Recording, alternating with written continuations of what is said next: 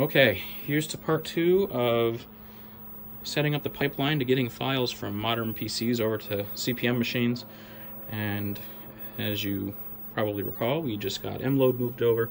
So now we run into some interesting issues. So here you can see the very large CPSKER .hex file. That's the main Kermit binary, and then under that CPV CP3.hex, that is the platform-specific binary that goes with it. Now, obviously, just like mload, these are in Intel hex format, so pip can transfer them, but they're very large. And the issue here is pip has no error correction, and flow control can get a little dicey. So rather than risk losing data, what I've done is broken up the file into 4 separate files. First, I broke it in half and tried to do it as the CPSKER 1 and 2 files, but even at 34K, if the machine went to write the buffer out while the data was still transferring, bytes would get lost. So I broke it up into A, B, C, and D. So we're going to do that here. You may recall that I noted you can't have the files broken up on the CP/M side and build them. mload won't do it, and that is a true statement, but we'll get to what we do with that when we get to that point. So I'm going to do this: B:\CPSKER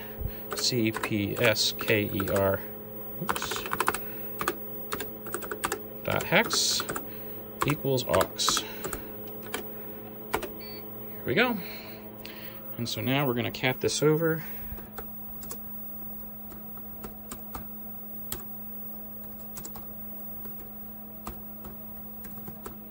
Capital S.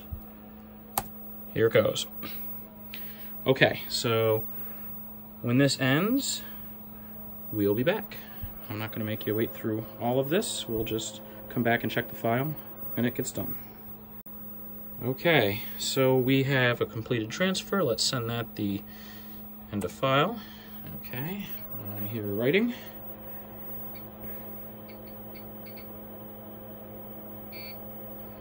All right, let's type this file.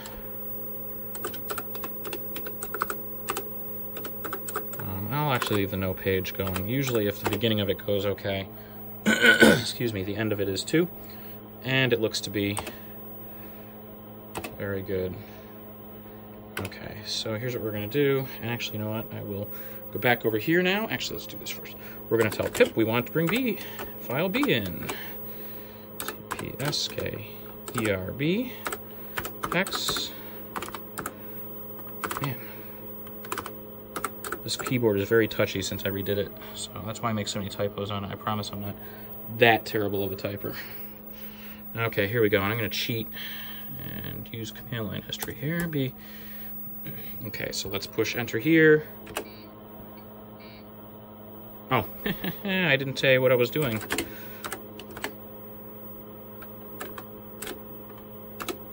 I got so worried about typing that I didn't tell it where to get the file from. There we go.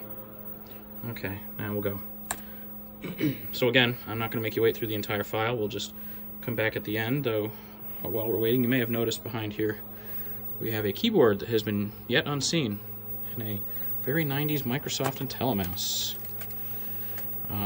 That is for an incoming collection member who hopefully will be here tomorrow, and if it is, I may put something quick up on it. But in the meantime, we're going to go back to CP/M land. So when this gets done, I will send it the end of file code and we will check it out. Okay, so you can probably hear the disk activity in the background. File B is transferred, and now we're just going to type out the beginning of it.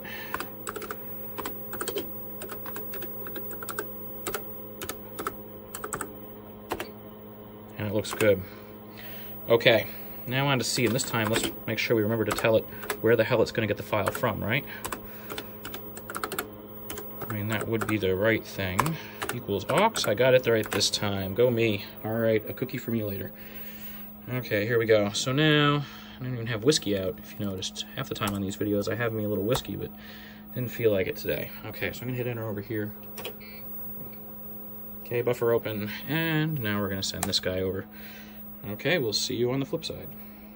We're writing file C, and you might be saying, hey, couldn't you just tell me you repeated this 3 times and I'll take your word for it? And Yeah, I could have. But this is kind of a pain in the ass, and I kind of wanted it to be obvious that it is a pain in the ass, but that it can be done. And this way nothing is left out. If anyone's trying to do this, you know what I did. The only thing I'm not showing you is the part of the room where I'm walking around watching paint dry, essentially, while files move at 2400 baud. Okay, so now C looks good, so actually let's get B going. Last one, D.hex, not herx, equals aux colon. And I didn't type B colon, but fortunately for me, I'm on drive P, so I usually am specific with those kinds of things. B, and I typed D over there. Here we go. Okay, so as you can see, just as a little preview before we break, I'll check back in when this is done. There's really nothing happening, so we'll just stand here and watch in awe as these all go. The other machines are feeling a little left out, but they will have their days. In fact, actually, this project is in support of software that I can run on the entire collection. And so, to be able to include the Model 16 in that, for the particular program I've chosen, I need to be able to get CPM on here and use CPM, because there's a CPM version of this. And you'll find out what that is in video 3, because it's not really a big secret, but what the hell, a little suspense never hurt anybody. And actually, we're probably just about done with this. So I'll have you sit through one of these just so you can see how long it takes. So we're at 2400 baud here, and I'm sending approximately 16K. I realize now I may have said just 7K earlier. I meant 17. Okay, we're done there. Let's send you the end of file. Okay, and then we're going to come back over here. And if this file checks out, we get to do something a little different. Okay.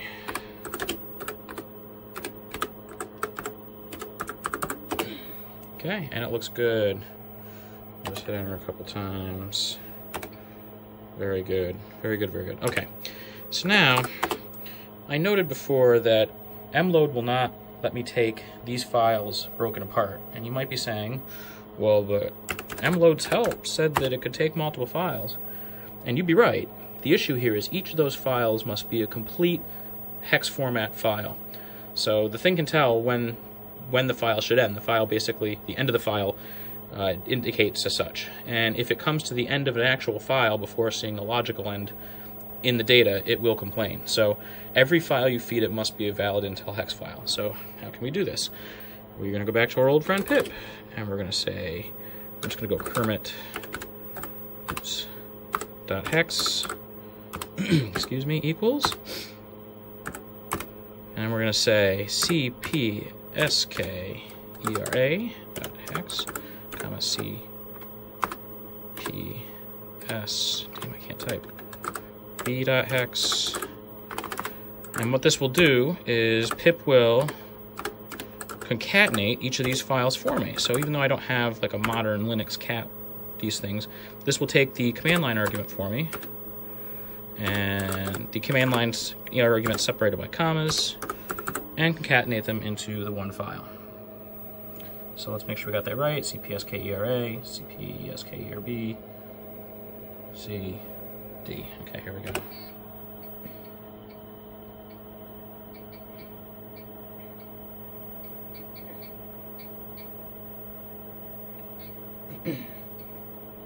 And if the dialogue seems a little odd right around the time I did pip, I'm using my phone to do this, and I got a robocall, which cut off my video.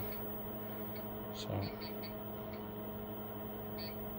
I had to decline it, but then I had to restart the video, so if it seems a little more disjointed than usual, you can thank some jerk off in Russia or wherever the hell. Okay. So now we should have a Kermit.hex, and if I type Kermit.hex, and we're going to do this with no page, HGE. Just going to let this go for a while. I'm not going to cat the entire 64K of text, but I want it to span the file. Looks like we're good. Very good. Okay, so now we need to turn this into something. So we need one more file, and that is my CPV CP3 file. So we're going to send that guy over now.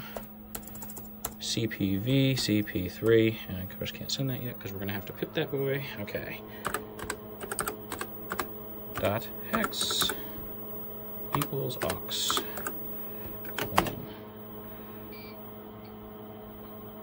Okay, we're ready to go, and this file is only 2K, so I'm just gonna make you wait. Model 16 has this fan you can hear. I like it over the Model 2 because at least the drives don't run all the time. I mean, these 8-inch drives are disconnected anyway, but the Model 2 is a loud beast. It's not to say I don't love the machine, but I much more love my 16. Anyway, here we go, we're done. So, same issue here. We're going to type this guy out, make sure he's valid, at least the top of the file.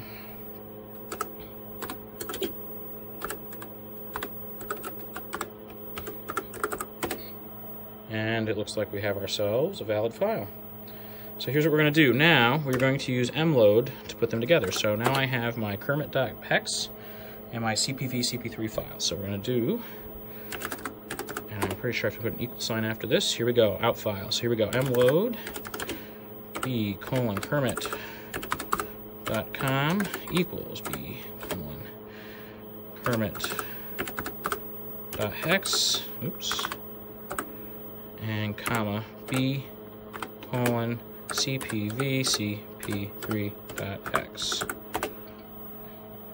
Now mload is going to take those two files and build me one Kermit.com file, which I should then be able to run. And once that's done, I can delete the hex files, and probably will save me some disk space.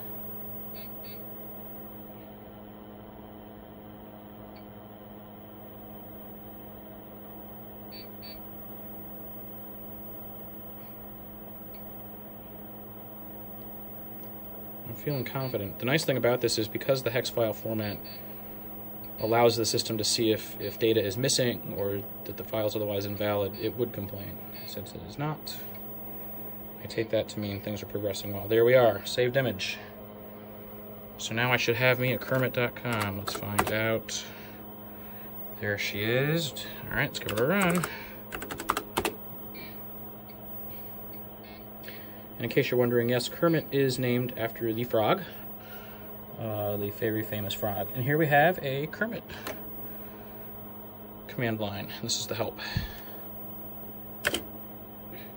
Kermit's cool because it's a block-based or a packet-based transfer, so it does some error correction, it does some flow control, things like that. So that wraps up part 2. In part 3, we're going to use Kermit to send over a program. So we'll see you on part 3.